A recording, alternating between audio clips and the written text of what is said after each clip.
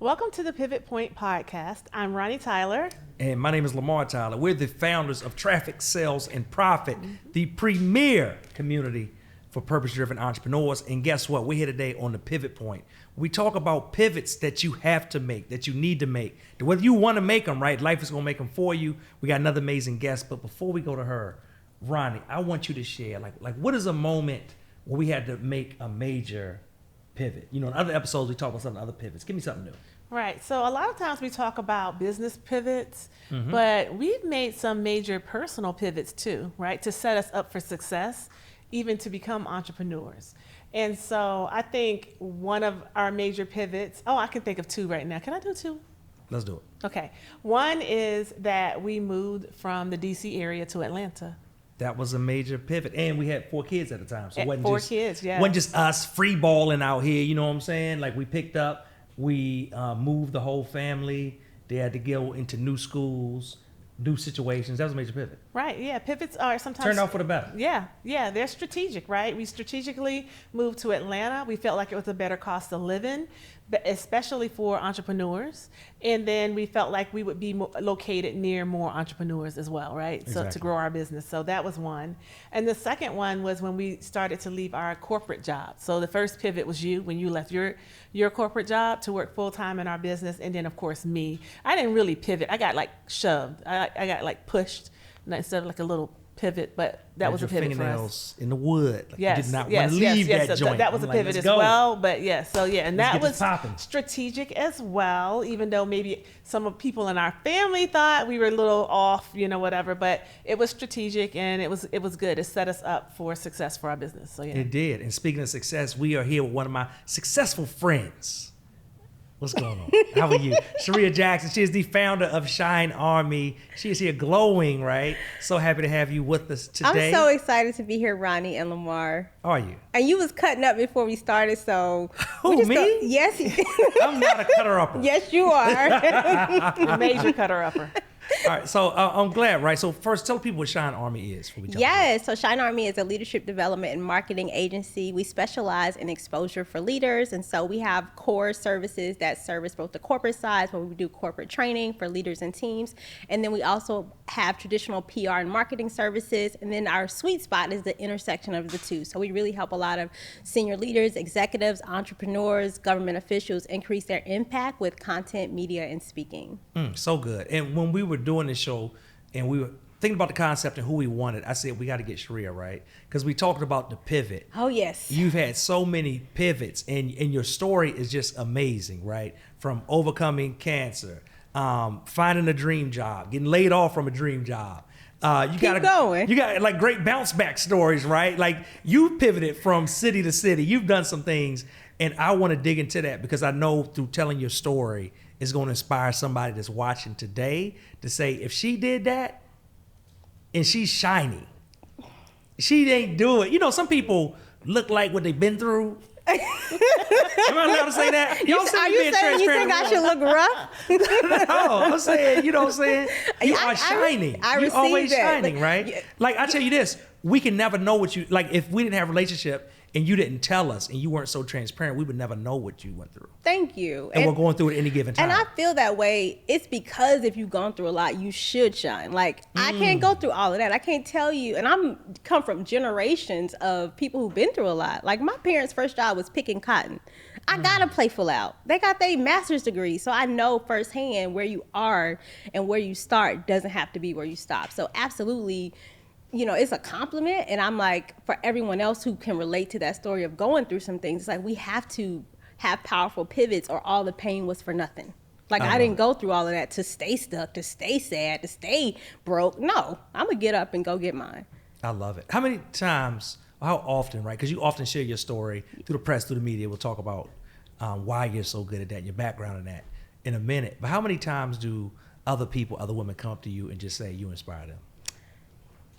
It is often, and it's interesting because you talk about what inspires them. So usually it's not the incredible places I've been, not the incredible companies I've worked with. Not going to Oprah's house? Not like they don't they will say, when I talk about the layoffs, the breakups, when I talk about starting over, when I talk about investing in myself and playing full out and falling on my face, those are the things they say, you know what, that inspired me more than saying, I'm glad Google flew you out, or I'm glad you were at Disney World. Like, those things are nice, but those usually the women who pull me to the side is when I talk about the lows more and the highs. So it makes the high more powerful. And this is a trick for all speakers. If you want to increase your impact, don't just run the highlight reel. Let them see the full story. Let them hear the lows, because when they hear the lows, it makes the highs even more powerful. Ooh, that's a nugget. Wasn't that good? Yeah, it was.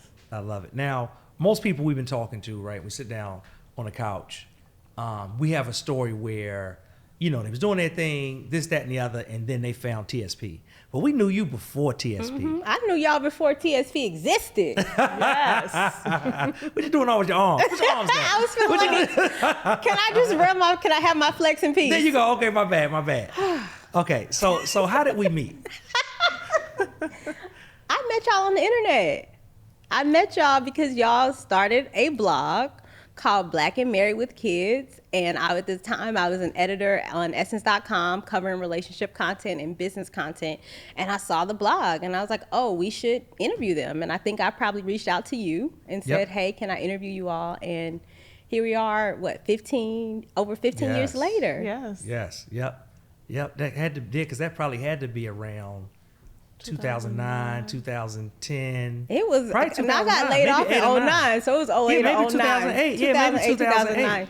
Yeah. So I love that, because for one, you never know where life will take you. No. For two, it's important to honor relationships, right? Because we're in a great place down the line, you're in a great place down the line, and we still have relation, right? Outside of, and that's why I tell people, and I try my best to, like, the relationship is not about the person or the role. It's not about the role. It's about the person, rather. Yeah. What I'm trying to say, right?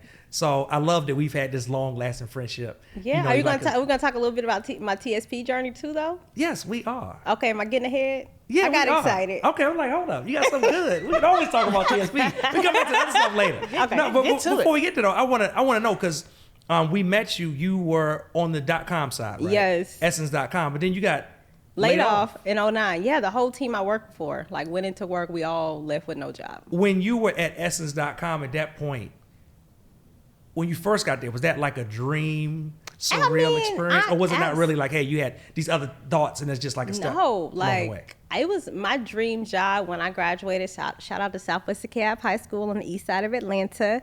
My dream, I studied journalism and minored in business at Howard University. My dream job was to be a magazine editor. If you read any of the What Do You Want to Be When You Grow Up, that was the dream job. So to graduate Howard on a Saturday and on a Thursday walk in and sit at my cubicle at Essence was the dream. And so absolutely, it was my dream job. Now, I don't even say dream jobs anymore, because I think we have not done a great job of really empowering leaders and students to think broader than a job, so that you don't attach to an industry or a position, but you attach to the life you want. And so I hate that it took me longer to figure out what does your dream life look like versus just a dream job. So I did have my dream job at a young age, and also a job is a job. So it came with all the other things that I probably wasn't as prepared for from the corporate environment, that I now empower my mentees, and in our company, we empower leaders to have a fuller plan for your life, that it's not just about a position, but it's about what does your life look like, and how do we create opportunities to make income that have you have that life. That's so good. But I think, you have to get around, like, circle. You just have to expand your mind, right? And I think you're right. As we grow up, we are just conditioned the job. But what about the life? So I really love that. Like, but as we heard, you were laid off in 2009. And so that was a forced pivot. And sometimes our pivots... Right, sometimes the pivot ain't our choice. Sometimes you choose to pivot, and sometimes the pivot chooses you. Yes, I love that. And that's why you need places and platforms like this, so when the pivot chooses you, you've at least thought about it and you know what next. Yeah. And so absolutely. And the thing is I'm a very spiritual person. So back in 2009, God was sending me signs. I had worked there over 2 years. We were working fast, and I knew I wanted a different pace, and I ran out of business cards, and my spirit just said, like, you don't need to ask for any more. And so that was probably a few weeks before, and I just started to have to think about, well, what do I want to do next? I can check this off. And especially for the corporate professionals, I find so many people who don't give themselves permission to dream a new dream. So maybe it was my dream job, and then you still have the rest of your life. So fast forward, run out of business cards, coming to work, and I worked at a very public company. I was at Time Inc., which was owned by Time Warner. So the New York Times did an article saying Time Inc.'s about to do layoffs. And usually layoffs were on Tuesday. They're like, it's probably coming. So I wore my favorite dress to work because I said, if I'm getting laid off today, I'm gonna look good and feel good. So wore my favorite dress. My boss at the time, still one of my favorite bosses I ever worked for, Emil Wilbekin, called me in his office, had tears in his eyes. Like, I love you, Charreah. I want you to be here. And the head count is the head count. The budget is the budget. And, we're going to be wrapping this up. And so I felt so free that day. And I'll stop there to say, absolutely, that pivot chose me, even though it was aligned with where I was, what was next for me. So I was prepared for it, even though I had no real plan of what next looked like. Now, I'm curious, right, because we talk about next. Was this the point, is this the point where you dropped the book? No. Okay. I know you for so long. Like, yeah, I got multiple layoff stories. This not. I was like, this like the third layoff. That wasn't the first. Okay. Is this the point? I'm sorry. I'm going to act right. Okay. No. Please don't. This is good for the views. Is this the point? Which layoff is this, Charreah? Is this the one with the, what you asking me? Is this the No. Is this the beginning of you thinking, I want to start a business?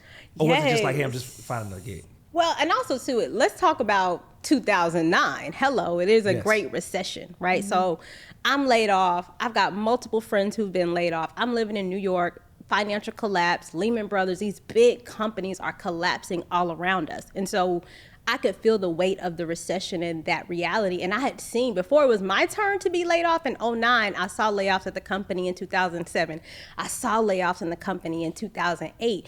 And so I saw people who were not prepared for the pivot. And so for me, I was already thinking, okay, it's very possible. It doesn't matter how great you are. If a company doesn't have budget and an industry is in turmoil and the economy is shifting, you've got to be your own vessel. You got to invest in you and make sure you can take care of you. And so to your point, I was already thinking that. So I was 24 at the time. The next year I started my own business, my first business. We don't have to talk a lot about that business, but I did start. And that's what's important, right? Like how few of us actually are in the business that we started with. But right. I think that's important for people to know, right? Because a lot of times they think that, hey, you know what? I tried something and I failed. That's not it. But the entrepreneurs they're looking at, that ain't version 1. That's version 20, sometimes version 200, right? And that's definitely our story. Right. So, I think, even what you said is important. Right. And like that business sets you up for where you are today. Oh, absolutely. I'm grateful.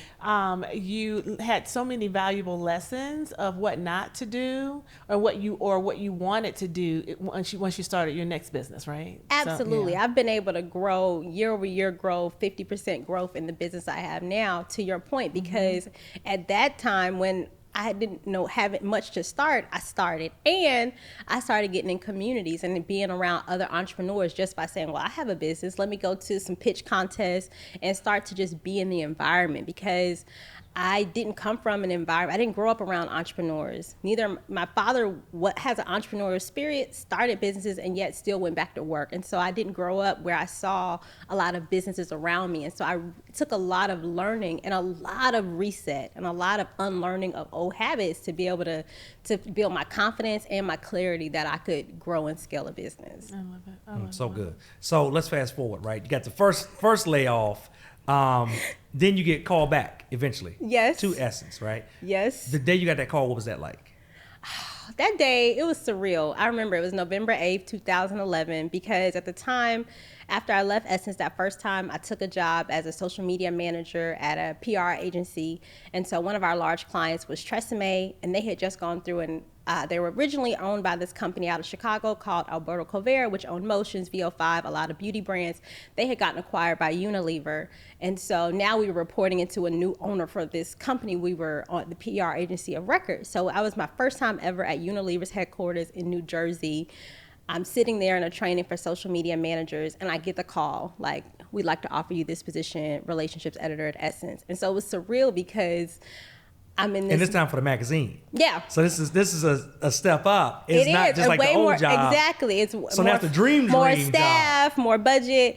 And so it definitely was a step up. And I hate to say it like that, Lamar, but it definitely was a more, and I would say it's important. I will say this, it was not just that, but it was more valued inside the company. So the role itself was not more important. It was a more resourced position. And so for the corporate people, and even as an entrepreneur, you want to be a part of budgets and teams that are resourced and properly funded. So it was a more supported role internally.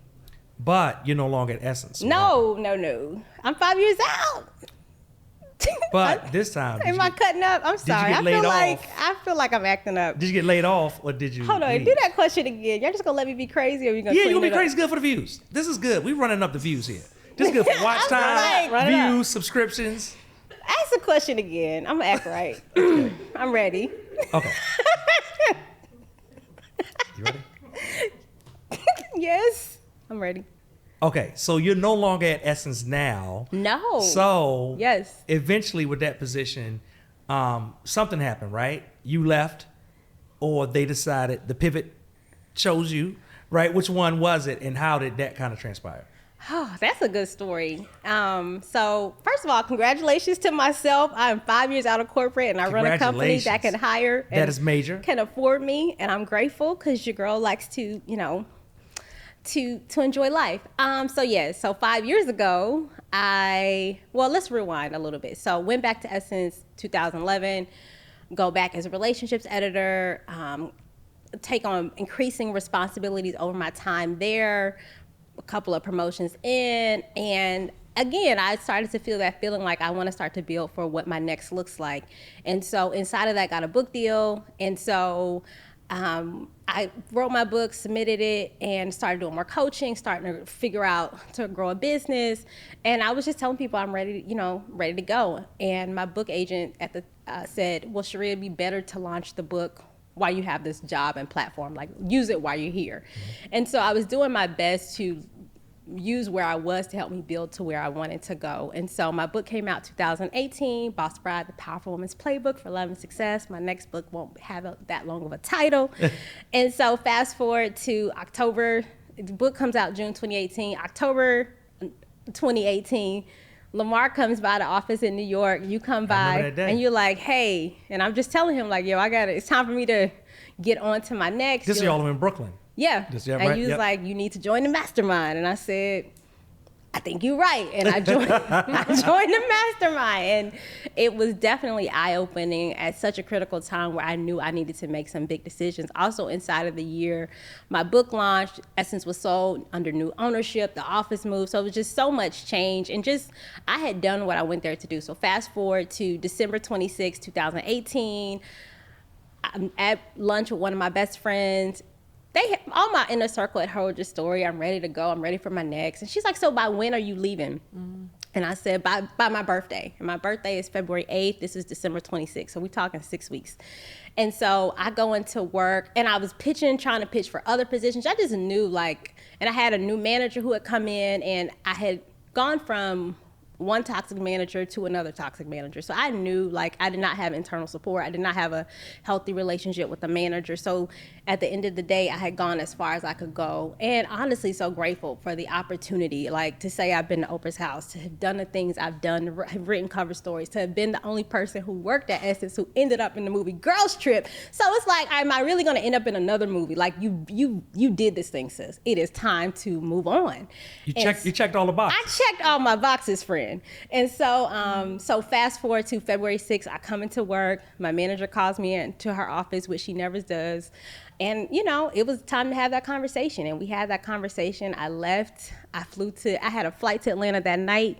February 7th, I actually came by the TSP office. And then February 8th was my birthday, and I had a tea party. And so, and I think it's very important, too, in talking publicly about this, that it's not unique to a particular company. Because I had a public role and new people knew where I work, I've always been sensitive to, I'm very grateful for the work I've been able to do. And I had some great coworkers that I enjoyed working with, and also the industry overall. Like when I was an editor, I was editing 12 issues a year. Now a lot of magazines are to 6 issues or, so it's just a different industry. The industry itself was changing really fast. And so I think for anyone in corporate, you want to be paying attention to the industry and the company you work for, because if your company is pivoting, it is only a matter of time before the pivot comes to you. So I was in an industry that was pivoting. I was at a company that was pivoting. So I think we have to be honest with ourselves and we're in a world that is pivoting. So if you're not pivoting and you're not thinking about your next pivot, you're going to be left behind or stuck. And you know what? I was about to say, that's just not corporate. It's a matter of time before the pivot comes to you, even if you own your own business. And you have to be prepared. You have to always be thinking about what is that next step.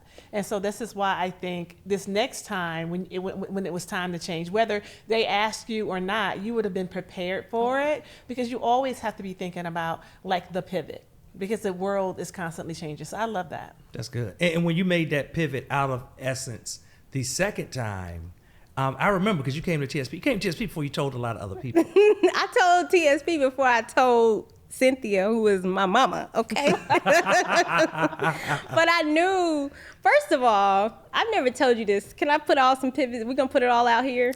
Why not? I don't know if I'm going to regret this later, but I can edit it out if I don't like it. It's not even. Why not? So the mastermind, I'm in the TSP mastermind. The mastermind has evolved a lot and has grown quickly. So when I joined back in 2018, there were like 3 teams. And so you would place people on different teams. Lamar, you placed me on a team with all the largest businesses. So I'm on a team with Sharice Jones, 8-figure Sassy Jones company. I'm on a team with Kim and Tim Lewis, 8-figure Curl Mix. So I'm on calls every week with these people who are building these multi-million-dollar businesses, who are taking calls with the investors. And so to have joined that mastermind at that time was so critical, because I needed to move fast. And so being in an environment with people who were at such a fast pace really opened my eyes very quickly to what was possible coming out of an environment where people are doing day-to-day working in corporate. They weren't talking about meeting with investors and 100 and 6 and 7-figure investments and launches. And so, for a while I felt like, oh my gosh, but now I can say thank you that you saw the potential in me, when realistically on paper, I shouldn't have been on that. And I did see that, right? I knew that's the conversations you need to be in, because I knew the potential of what you had. And, it's one of the things me and Ronnie always talk about. So many times as entrepreneurs, we feel like, we're starting from scratch, but we forget the history that we have in corporate. And we don't bring, I have people that be, leverage. CEOs and C-level executives, and they acting like, I'm just brand new in business. No, you're not. You're brand new to this business. Say it, Coach. Right. But you've been in business. You better say it. You've been at one of the world's largest publications, and right? You had your finger on the pulse of the culture. You had all of the things. I was waiting for one more ad lib. I like thinking 3s. You gave me 2. I set you up. All of the things. Okay, let's try this one more time. You had all the things. And still do. Okay, one more time. Let's zero this out. And you had all of the things. And still do. Exactly, right? Exactly. So that's why we put you on that team. Yes, because Lamar saw that in you. So it wasn't about like what you were doing right now, but he looked at your career, and he definitely thought you had something to bring to the table to them as well. And so it wasn't an accident that he put you in those circles, because you have to leverage all of the things that you've done, and not just the fact that, I'm starting a new business, but what are you bringing to the table, right? And so he knew that. Thank you. He's pretty smart. I'm curious, when you were in the mastermind, because probably I would imagine, and we have a lot of great people, right? Yes. Then and now, like what kind of shifts in mindset? Oh my Could you point to like gosh. 1 or 2 shifts in mindset that you had to make? I mean, the mastermind is a special place. If I had, and the thing is this, the coaching calls are amazing. The conferences are amazing. If I'm honest, so many of my biggest breakthroughs are like those side conversations. When you're at a mastermind only event, when you're on a Zoom call and someone says something. I'll tell you my biggest one first, and then I'll think of a second. My biggest one, so we did TSP Goes to Mexico last year. We're in Mexico. Dr. Tracy, America's burn surgeon. Adrienne, shout out to my WAM, my weekly accountability group, Coach Cass, Ajetta, Adrian. We're all in the mastermind, our little group, and we meet every week. Adrian happens to mention, oh, you know, Dr. Tracy is the queen of passive side hustle or passive income. I'm thinking to myself, oh, okay. I asked Dr. Tracy, so what's been your best side hustle? We're just walking in Escarat in the amusement park in Mexico. This woman says, oh, you know, I have a, what do they call the pole? The cell phone tower. Dr. Tracy says, oh, I have a cell phone tower. Oh, how much does that make? Oh, just $500,000.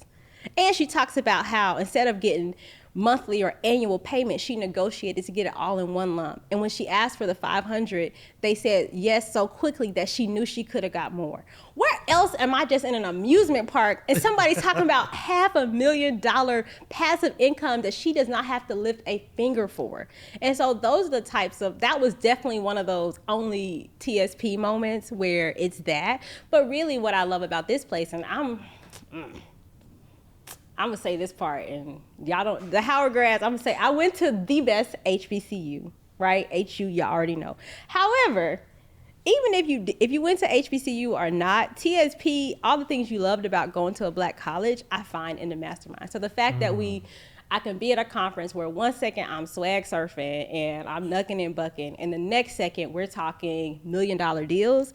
Like the safety to be all of my beautiful, outgoing Black self and the highest level of business acumen is very special, where I don't find a lot of places where you're gonna get that level of expertise and insight, plus unapologetically bliggity Black. So I would say that's been very affirming for me, and it's given me more permission that when I'm in deals, when I'm in rooms, to give myself permission to be all of myself versus feeling this pressure to conform so much to what we've seen and what professional and corporate should look like. That is awesome. And I'll tell you what, in the description of this post, we'll link to when we had Crime Mob perform at our conference. And if you see a young lady that looks like Charreah standing on a chair, that's probably not her. It's not me. It's just someone that looks like Charreah. Why would I be standing on a chair knucking and bucking and ready to fight? You know what I'm saying? Like it's going to look like her, but that's probably not her. We're going to put it in the description. You don't have to link any. Don't mess up my coins now. Okay, let's get back to it. Ronnie, stop playing. Let's get back to it. So also we have to say, right, because we have a vast network of mastermind alums and everything like that. So you had time to mastermind, growing the business. You left, but then you came back. I did. What spurred you to come back? Well, first I left because I was just burned out. So that corporate grind, living and working in New York for 12 years, and I worked in media and corporate where before the cuteness of 2020 with that work from home, so I was expected to be in an office 5 days a week and a commute over an hour each way. So I say all that to say, and long hours. Y'all be working. I don't. Godspeed. Anywho, so because of that, when I joined, I was burnt out. So I knew, but I had enough to fuel me to figure out what I needed to do next. Good. And so what I did was I left. I wanted to get more specialized support in coaching and the type of business I was looking to build, which is, I will say this to your credit, a lot of the things I wanted to learn now are in the program. So the fact that you have the B2B calls and you have a lot more support on corporate sales, it's some of the things that I was looking for, I find in the mastermind now. So yeah, I knew I wanted to come back, and you know how y'all are. I came to, what was that, January 2022 event. It starts with, just come on to an event. You come to game plan. I had no plan. It wasn't I'm coming back to the mastermind. That was not the story. I just came to game plan 2022. Kimbro's on the stage, Ronnie and Lamar, Ronnie in the back, like, you need to go ahead and get back in here. I said, girl, you right. Let me just slide you this card. What are you doing out there in these streets? What are you doing in these streets? But no, I would say I'm so proud of both times I've been in and to have been in over the last 2 years. It definitely has been it's fortified me and my business and the resources, the community, like all my biz besties, so many of them I've been able to meet in the community. I love it. So tell me about a personal pivot that was instrumental to where you are now. I got a lot of personal pivots, Ronnie. Okay, I would say some of my biggest, well, moving back to Atlanta. So I talked about 2019 was a big year for me, left corporate and also moved back to Atlanta. I'm a native, born and raised, went to school and lived in New York and came back. And so it definitely was so critical to my life because up until that point, I was living very compartmentalized. You know, I had my work self, I had my when I'm home self.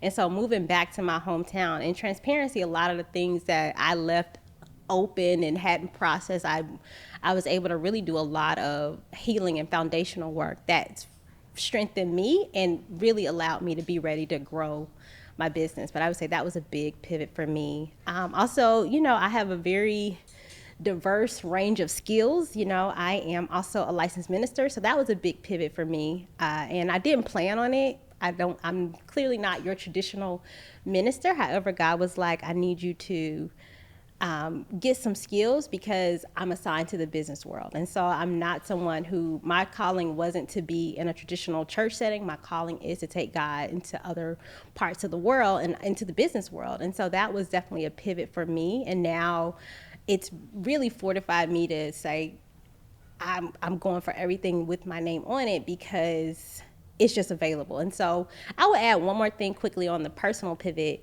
A lot of it was also resetting how I think and how I approached money. So because I had grown up in church, I had a lot of stinking thinking around money I wasn't aware of. So I had to do the personal pivot to put myself in a position to be ready to be a millionaire. And so I've done a lot of internal work to let go of kind of bad, and people didn't mean it, like people didn't mean to, how should I put this? It was not intended when people, there was well-meaning bad advice that I got around, oh, you should be more pious and we shouldn't look like a certain way. And so there was a lot I needed to do around that area. Now, I remember when you became a licensed minister, but we've known each other so long, getting my dates are mixed up. Yeah. You scared me when you reminded me of that. Because please tell me, the night I shot you up in laser tag, you were not a minister. Please tell me I was not out here taking out clergy. I think it's time for a close-up. Let's talk about this, Lamar. And I should warn anybody, the mastermind is great, but you're going to see some sides of Lamar you might not know. So we do a lot of fun activities. And one time we were at Main event. There's bowling. There's games. There's all types of things. We bought the whole joint out for the master. My cousin won the bowling contest, you know, anywho. So there happened to be laser tag. And I just want to advise anybody quickly, never play laser tag with this man because you'll be traumatized. And all of a sudden, you just thinking, you've been knowing this man for years. You thinking this your brother. And all of a sudden, he's got a gun to your face and is proudly and with all the joy in his heart shooting you up in laser tag. It wasn't joy. It hurt me. It didn't hurt you. It hurt me. But I just want to say, isn't the sensor in the back? Like it wasn't he pointing. And then for the rest of the night, and I'm like, I'm feeling like Ricky and Boy. I'm like, I'm man down. But yeah, that was a bad decision. It still hurts me when I think about it. I was doing it for God and getting shot up in the club. Oh my! I didn't know you was clergy then. Oh, Take me. They're gonna be like, sorry. I'm not traditional though, so if you don't put your stuff on me if you see me later having a good time. Okay, all right, let's clear that up. All right, let's talk a little bit about Shine Army, right? Yes. What do you love most about the work that you do? What I love most is the impact our company is able to have. Like literally, we have our Shine Lab program. We have leaders who are in our 6-month intensive. I have a woman who's never in her life booked speaking, and within a month, she's booked 3 speaking gigs. Wow. 2 of them paid. And so just seeing people know their potential, but then have resources and strategy to actually see those things happen, for me, it's very exciting. And I want to say what I love about our company is that I love that we get to meet leaders at every level. So we have clients who are still in their corporate jobs, looking to make the transition, want to build their own thought leadership brand, want to become profitable. And so we have leaders who are just getting started. And then we have clients like Lisa Nichols, who's like, I've got a Broadway show coming up. Can you support on PR and marketing? And we're like, we're on the project. And so I love that no matter where you are or how far you've gone, there's still a next level for every client. And so that's what excites me, for people to see themselves not just to have potential, but to see their potential actually show up in the real world, to see their own results and to see themselves in a new light. I think that always excites me. And so where do you see yourself in the next couple of years, and how are you preparing for those pivots? Well, I'm really excited. For me, where I see our growth is really expanding the amount of leaders we're able to support with our leadership training, and specifically helping leaders own their story and to be able to package, position, and pitch themselves for larger opportunities. So our goal is to get to 10,000 leaders served in our company. And so we're doing that by partnering with larger organizations. And so this summer I was able to speak at the U.S. Black Chamber National Conference with Google. And so we're just growing our strategic partnerships.